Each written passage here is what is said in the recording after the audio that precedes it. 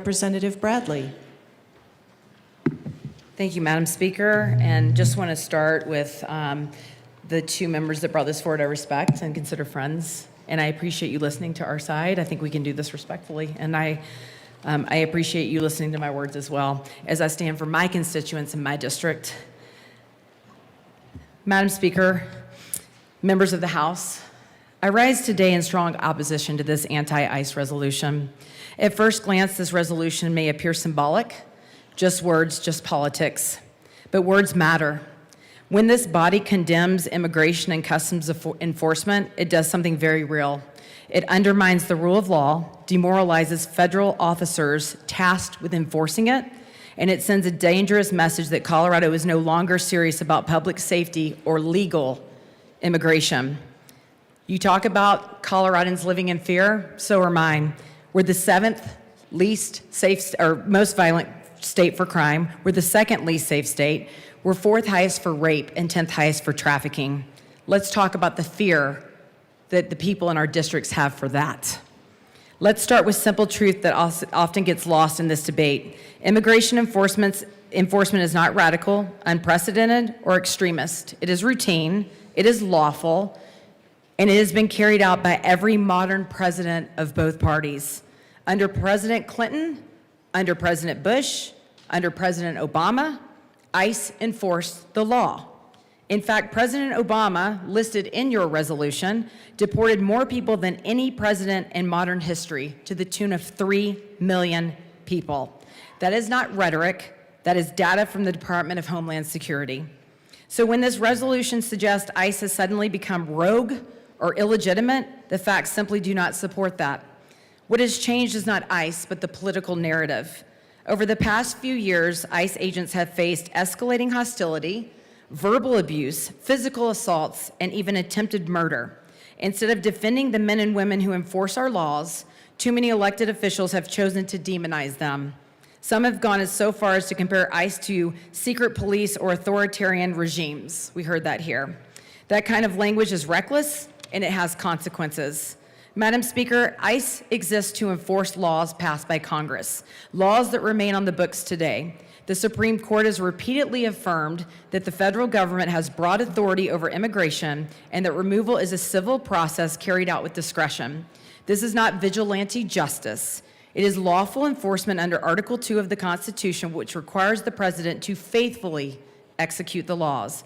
We may debate whether immigration laws should be changed. That is a legitimate conversation, but until the law changes, enforcement is not optional.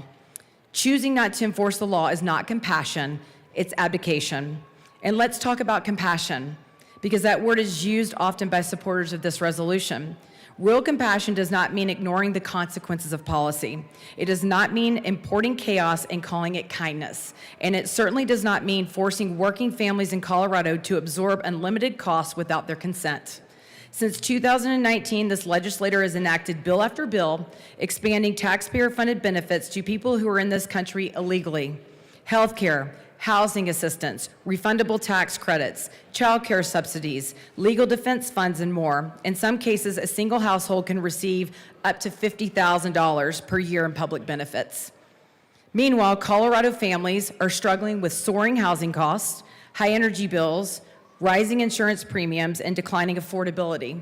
Since 2019, the cost of living in the state has risen by more than 25%. Energy costs have risen over 40%. And yet, instead of prioritizing citizens and legal residents, this body is being asked to pass a resolution attacking the very agency responsible for enforcing immigration law. Madam Speaker, there's another side of this debate that is often too dismissed. When immigration laws are not enforced, people die who never should have died. Colorado has seen repeated cases of violent crimes, fatal DUI crashes, sexual assaults, and homicides committed by individuals who are in this country illegally, many of whom had prior deportations or criminal histories. These are not abstract statistics. They are Coloradans, mothers, children, workers, and families. In fact, we have 25 pages worth of arrests just for our state alone. Do we hold a moment of silence, say their names, or honor their memory? Do we mourn them? Do we tell those families, we hear you and we see you? People in our own state that have been killed or harmed. I don't remember standing or having resolutions for them.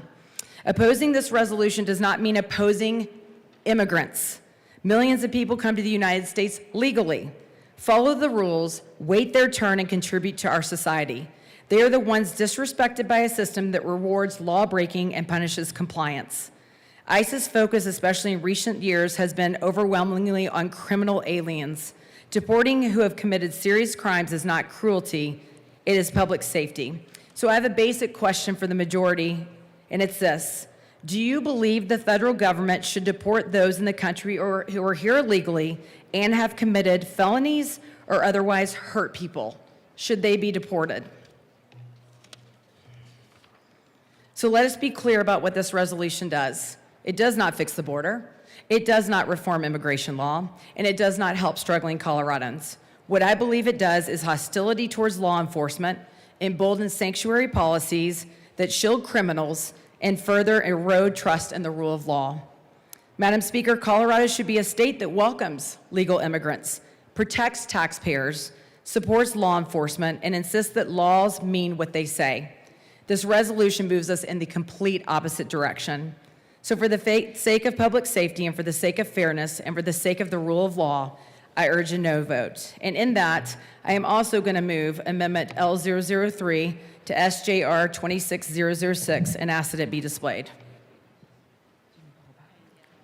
One moment while we display the amendment. Can I have one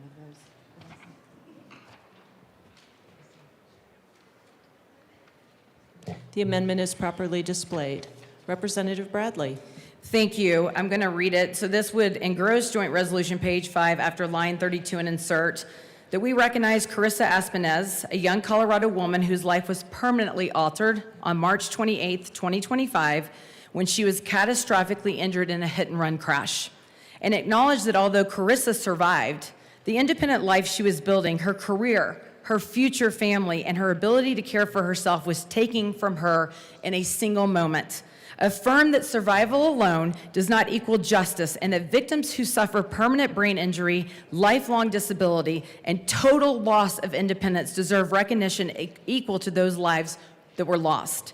Recognize that this case exposed serious failures in Colorado's justice system, including the rapid release of a fleeing offender on minimal bond, repeated continuances granted over victim objection, breakdowns in communication between prosecutors and victims advocates, and sentencing limits that fail to reflect the lifelong consequences further imposed on victims when offenders flee the scene.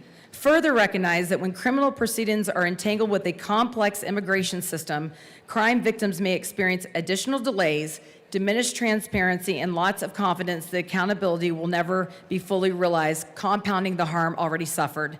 Declare that Colorado must do better by victims and express our intent to pursue reforms that place the victim, not the offender, at the center of the justice process, including but not limited to ensuring meaningful pretrial accountability in hit-and-run cases involving severe bodily injury, including higher bond considerations and victim input before release decisions are made. Treating flight from the scene of a crash involving serious injury as strong evidence of flight risk. Preventing excessive continuances that delay justice for permanently injured victims and their families. Re-examining sentencing structure so that lifelong injury and permanent disability are met with proportionate consequences. Strengthening investigative authority when impairment by alcohol or controlled substances is reasonably suspected. Improving coordination between state and federal authorities when felony criminal conduct intersects with immigration proceedings. Guaranteeing that victims are fully informed, heard, and accounted for in all proceedings, including restitution determinations and ensuring accountability for all individuals who aid or conspire in fleeing the scene of a serious crime, and dedicate this resolution to Carissa Aspenez and to all Colorado crime victims whose lives have been permanently changed, affirming that a justice system that minimizes harm, delays accountability, or sidelines victims has lost its sight of its most basic duty. We owe this to Carissa. We owe this to her mom, whose life has been changed after the person who hit her and ran from the scene has had 7 continuances. She pled guilty to a Class 5 felony, conspiracy to flee the scene of an accident with severe bodily injury and approximately $15,000 in restitution to the man who was in the car with her. Sentencing is set for March 27th, 1 day short of the 1-year anniversary of the accident. The maximum sentence for this felony is 3 years in prison. She left her at the scene to die. Had the accident never happened, Carissa would have graduated from trade school and been well on her way to a successful career as an esthetician. Her heart's desire was to find her life partner and have children. Carissa did not die, but the life she was building is over, and the life I was working toward is over, says her mom. A maximum sentence of 3 years is quite frankly offensive when Carissa's sentence and her mom's sentence is a lifetime. So I ask, do we stand for Carissa? Do we mourn the life that she was set to live and her mom was set to live? Or do we only mourn activists? Thank you.